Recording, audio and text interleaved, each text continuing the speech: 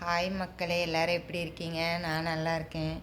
இன்றைக்கி ஞாயிற்றுக்கிழமை எங்கள் வீட்டில் காலையில் நேற்று ஆப்பமாவு தந்தாங்க பார்த்தீங்களா, அதை ஃப்ரிட்ஜில் வச்சுருந்தேன். அதை மறுபடியும் ஆப்பம் சுட்டு சாப்பிட்டு அப்புறம் இட்லிக்கு கொஞ்சம் மாவு இருந்துச்சு, இட்லியும் வச்சு எடுத்தாச்சு.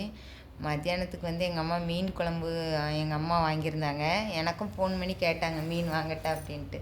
அந்த மீன்காரங்க க்ளீன் பண்ணி தர மாட்டாங்களா, இங்கிட்டு க்ளீன் பண்ண எங்கள் ஹஸ்பண்டு இன்றைக்கி வேலையை விட்டு வர்றதுக்கும் ரொம்ப லேட். இன்றைக்கெலாம் 9 மணி ஆயிடுச்சு. எங்கள் அம்மா காலையில் 8 மணிக்கே ஃபோன் பண்ணி கேட்டாங்க.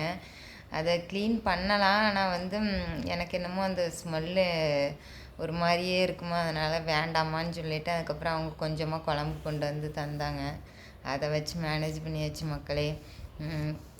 எல்லாரும் சொல்கிறாங்க இந்த ஃபுட் கண்ட்ரோலில் இது கொண்டு வந்துடலாம் அப்படி இப்படின்ட்டு. எனக்கு இந்த கிட்னி ப்ராப்ளம் ஸ்டார்ட் ஆச்சு பார்த்தீங்களா, அப்போது முன்னாடி சிம்டம் ஒரு 2 வருஷத்துக்கு முன்னாடி தான் எனக்கு யூரினில் பிளட் மாதிரி வந்துச்சு. அதுக்கப்புறம் எல்லாம் சரியாகி நான் நார்மலாக இருக்கிற மாதிரி நினச்சேன். ஆனால் அது எப்படியோ கிட்னி இதாகிருச்சிங்க மக்களே. அப்போல்லாம் எனக்கு சாப்பாடு மேலே ஒரு இஷ்டமே இருக்காது. நான் எப்படின்னா நான் சாப்பிடவே மாட்டேன், அப்படி வதங்கியே கிடந்த மாதிரி கிடப்பேன். ஏன்னா சாப்பிட்றது எல்லாமே வாமிட்டு வரும். அதுக்கப்புறம் சுத்தமாக இஷ்டமே இருக்காது. அந்த சாப்பாடு நம்ம சாப்பிட்லான்னு தோணாலும் அந்த டேஸ்ட் எனக்கு என்னமோ பிடிக்கல. ஆனால் இப்போலாம் ஒரே பசிக்குது மக்களே. எதை பார்த்தாலும் ஆசையாக இருக்குது, சாப்பிடணுங்கிற மாதிரி. அதை விட பசி தொல்லை தான் மக்களே. அப்போ தான் சாப்பிட்ருப்பேன், ஒரு அரை மணி நேரத்தில் மறுபடியும் வயிறு பசிச்சிருது. அப்படியே சாப்பாடையும் வச்சுக்கிட்டு கண்ட்ரோலே பண்ண முடியறதில்ல. இருந்தாலும் நான் அதான் காலையில் இட்லி தோசை இந்த மாதிரி எடுத்துக்கிட்டேன்னா நைட்டுக்கும் இட்லி இந்த மாதிரி தான் எடுத்துக்கிடுவேன். மத்தியானம் மட்டும் தான் சாப்பிடுவேன். இன்றைக்கெலாம் எனக்கு வயிறு பசி தாங்க முடியல. இது என்ன சாப்பிட்ற வயசு இல்லை, அதனால் கண்ட்ரோலே சுத்தமாக பண்ண முடியல. நம்ம சரின்னு அங்கே வயிறு பசிக்குது, எனக்கு ரொம்ப வயிறு பசிக்குதுன்னு டாக்டர்கிட்ட சொன்னால், ஃபஸ்ட்டு டாக்டர்கிட்ட போக மாட்டோம், அங்கே ஒரு நர்ஸு கண்டிப்பாக இருப்பாங்க எல்லா டயாலிசிஸ் பேஷண்ட்டை பார்க்குறதுக்கு. அவங்கக்கிட்ட சொன்னால் உடனே சுகர் டெஸ்ட் எடுக்கிறேன். சுகராக இருக்கும் போல் அதான் வயிறு பசிக்குதுன்ட்டு. சுகர் எடுத்து பார்த்தா சுகர் இல்லை. இப்போ தான் மக்களே எனக்கு இந்த நோய் வந்ததுக்கப்புறம் தான் பசிங்கிற ஒரு உணர்வே வந்திருக்கு. அதை விட என் முன்னாடி வச்சு யாராவது தண்ணி மடக்கு மடக்குன்னு குடித்தாங்கன்னு வச்சுக்கோங்களேன், அது எனக்கு அவ்வளோ ஆசையாக அவ்வளோ டெம்டிங் ஆயிடுது. அதனால் எனக்கு தண்ணி குடிக்கணும்னு ஆசை வந்துடுது. உடனே நான் எங்கள் அம்மாவும் சரி, நான் எல்லாத்துட்டையுமே சொல்லிடுவேன், ஏன் முன்னாடி வச்சு யாருமே அப்படி மடக்குன்னு தண்ணியெல்லாம் குடிக்காதீங்க சொல்லியாச்சு அப்படின்ட்டு. என் ஹஸ்பண்ட்லாம் குடிக்கும்போது எனக்கு ரொம்ப ஆசையாக இருக்கும் மடக்குன்னு. அதனால் என் முன்னாடி வச்சு இப்போ யாரும் தண்ணி கூட குடிக்க பயப்படுறாங்க. அவங்களுக்கு நம்ம இது தெரியாது பார்த்தீங்களா, நம்ம எவ்வளோ தான் கண்ட்ரோல் பண்ண. அப்படியே நானும் முடிஞ்ச வரைங்க டாக்டர் சொன்ன டயட்டு தான் மக்களே ஃபாலோ பண்ணுறேன். அது இதெல்லாம் சாப்பிட்றது கிடையாது. நீங்கள் நினைப்பீங்க வீட்டுக்கு செஞ்சு கொடுக்குறத அவள் உட்காந்து சாப்பிட்டுட்ருப்பான்னு. அப்படிலாம் கிடையாது. நம்ம நோய் பாய்ப்பட்டாச்சுன்னு அதுக்காண்டி வீட்டில் உள்ளவங்கள பட்டினி போட முடியுமா? நம்ம இருக்கிற வரை நம்ம டேஸ்ட்டாக, நான் அதுதான் நினைப்பேன். நான் இருக்கிற வரை என்னால் முடிஞ்ச அளவு டேஸ்ட்டாக என் பிள்ளைகளுக்கு என் ஹஸ்பண்டுக்கு செஞ்சு கொடுக்கணும்னு நினைப்பேன். அதனால் என்னால் முடிஞ்ச வரை செஞ்சு கொடுப்பேன். என்னோடய சாப்பாடெல்லாம் மொக்கையாக தான் இருக்கும். அதான் சொல்கிறேன்ல, இப்போல்லாம் ஒரு பொரியலை போட்டு பிசைஞ்சு சாப்பிட்ற ரேஞ்சுக்கு வந்தாச்சு. ஏன்னா குழம்பு ஊற்றினாலும் அது தண்ணி கணக்கில் ஆட் ஆகுது, சட்னி சாம்பார்னு எல்லாமே தண்ணி கணக்கில் தான் ஆட் ஆகும். அதனால் அதான் எல்லாருமே சொல்கிறாங்க ஆயுர்வேதிக் இந்த மாதிரிலாம் சொல்கிறாங்க. எங்கள் வீட்டை பொறுத்த வரைக்கும் நான் தான் வாய். இப்போ என் பசங்க சண்டை போட்டாலுமே என் ஹஸ்பண்டு வழக்கு மடிக்க மாட்டாங்க, என்னையே தான் கூப்பிடுவாங்க. வா பசங்க சண்டை போடுறாங்க, நான் தான் கத்தணும், நான் தான் வழக்கு தீர்த்து வைக்கணும் எல்லாமே. ஹஸ்பண்டோட கேரக்டர் ரொம்ப சைலண்ட் டைப்பு. இப்போ அவங்க தான் நம்மளை கூட்டிகிட்டு போனோம், சரி இந்த ஹாஸ்பிட்டல் ட்ரை பண்ணலாம், அந்த ஹாஸ்பிட்டலில் ட்ரை பண்ணலான்னு. என் ஹஸ்பண்டு இப்படியே டயாலிஸே ஒழுங்காக போச்சுன்னா போதாங்கிற அந்த இதில் இருக்காங்க.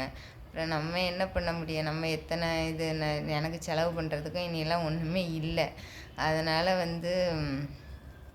அங்கிட்டு இங்கிட்டு போக முடியல. வேணால் இந்த சைடாக இந்த முக்கிரட்டை இதெல்லாம் சாப்பிட சொல்கிறீங்களா, அந்த மாதிரி வேணால் ட்ரை பண்ணலாம் மக்களே. மற்றபடி வேறு ஆஸ்பத்திரிக்கு போங்க எல்லாம் எல்லாருமே சொல்கிறீங்க, எனக்கு புரியுது. ஆனால் என்னை கூட்டு போகிறதுக்கெலாம் ஆள் கிடையாது. செலவு பண்ணவும் இனி முடியாது மக்களே. எல்லாமே இதாகிடுச்சு. எல்லா நகையும் கொண்டு பேங்கில் வச்சாச்சு. இனி இருக்கிறது இந்த ஒன்றுந்தான். நான் நர்ஸுக்கிட்டே கேட்டேன், என்னை இந்த ஒன்றை மட்டும்தான் இருக்குது, தயவு செஞ்சு எனக்கு காப்பீட்டில் பண்ணித்தாங்க அப்படின்ட்டு. நர்ஸ் பண்ணுறேங்கிறாங்க. என்னத்தை எப்போ பண்ண போகிறாங்களோ தெரியல. அப்படி தான் மக்களே போகுது. அதனால் நானுமே இந்த மாதிரி இனி சைடில் இந்த ஆயுர்வேதிக்கான ஏதாவது உடம்புக்கு எந்த பாதிப்பும் பண்ணாத அளவுக்கு ஏதாவது சாப்பிட்டு பார்க்கலாம், அந்த மாதிரி தான் இருக்கேன். வேறு முழுமையெல்லாம் என்னால் ஆயுர்வேதிக்காலாம் போக முடியாது. ஏன்னா பயமாக இருக்குது. ஏதாவது ஆயிடுச்சுன்னா அப்புறம் அவ்வளோதான். இதுலேயே இந்த டயாலிஸ்லேயே எப்படி போகுதோ போகட்டும், அந்த மாதிரி ஒரு தாட் வந்துருச்சு. அதான் சொல்கிறேன், எங்கள் வீட்டை பொறுத்த வரைக்கும் என் பசங்களும் எனக்கு தான் பயப்படுவாங்க. என் ஹஸ்பண்டு எந்த இடத்துக்குமே நான் என்னையே தான், எங்கே போனாலும் என்னைய உடம்பு சரியில்லைனாலும் பின்னாடி கட்டி வச்சு அதை கூப்பிட்டு போயிடுவார். ஏன்னா அவங்களும் சைலண்ட் டைப்பாக. நான் கூட லொடலொடன்னு எந்த கடைக்கு போனாலும் பேசிடுவேன். ஆனால் அவங்க ரொம்ப சைலண்ட்டாக. அதனால் எங்கே போனாலுமே இப்போ அவங்களுக்கு ஒரு ஐட்டம், வியாபாரத்துக்கு ஐட்டம் வாங்கினாலும் வாரியான்னு என்னை கூப்பிடுவாங்க.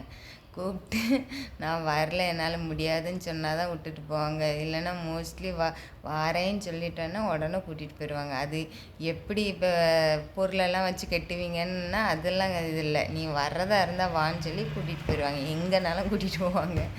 அதே மாதிரி ஸ்கூலில் டீச்சர்கிட்டலாம் பேச தெரியாது பார்த்துக்கோங்க. பேரண்ட்ஸ் டீச்சர் மீட்டிங்க்கு போகவே மாட்டாங்க. நான் இருந்தால் மட்டும்தான் போவாங்க.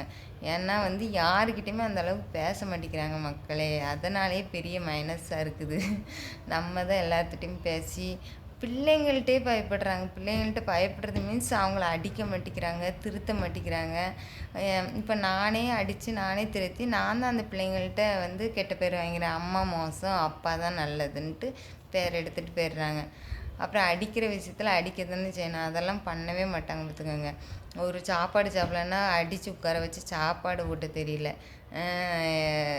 பின்னாடியே பின்னாடி இவங்க துரத்திட்டு திரியிறாங்க. இதெல்லாம் எனக்கே கஷ்டமாக இருக்கும். எப்படி தான் நம்ம இல்லைன்னா அந்த பிள்ளைகளெல்லாம் வளர்க்க போகிறாங்க. அதுக்கு ரெண்டும் ஏறி மிதிச்சுட்டு போயிடும். நான்லாம் சொல்லியிருக்கேன், என்னைய பார்க்கலனாலும் மணிகண்டனை ஒழுங்காக பார்க்கலன்னா அவ்வளோதான்.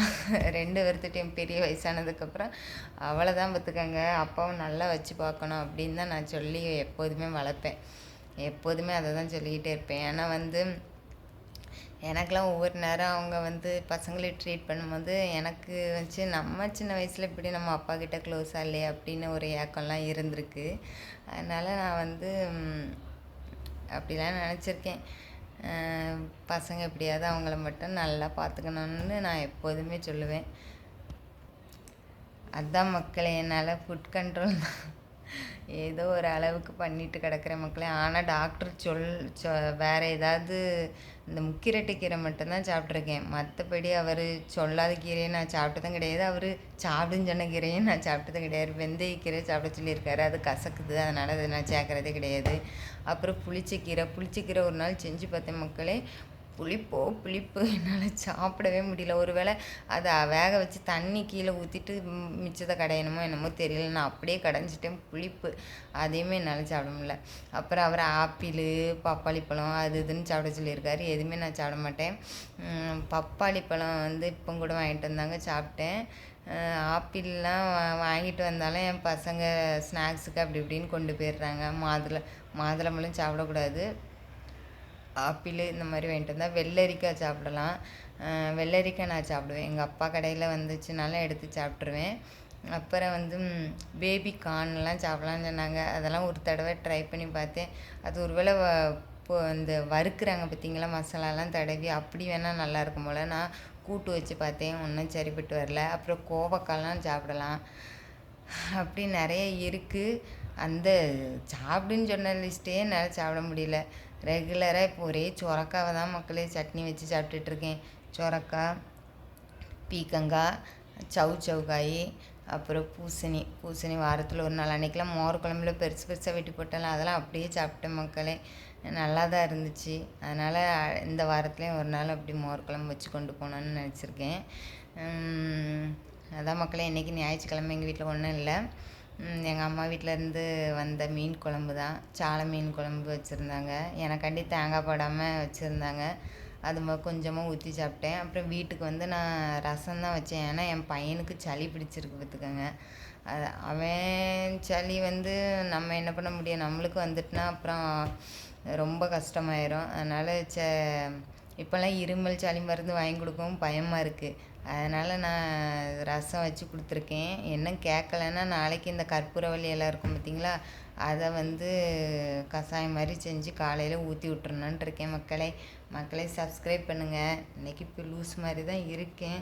இந்த டிமார்ட்டுக்கு போனேன்னு நினச்சேன் மக்களே. ஏன்னா ரசனா போடுவேன் பார்த்திங்களா, அதுக்கு டிமார்ட்டில் ஒரு ப்ளூ கலர் பேக்கெட் போட்ட சீனி தான் வாங்கி இது பண்ணுவேன். அது பேர் வேறு திடீர்னு மறந்து போச்சு. அதில் தான் ரசனா போடுவேன். அந்த சீனி வேறு இல்லை, அதை போய் வாங்கணும். அப்புறம் பாத்ரூம்லாம் க்ளீன் பண்ணுறதுக்கு அந்த இதெல்லாம் வாங்கணும். போய் வாங்கிட்டு வரணும் மக்களே. போயிட்டு வரேன்.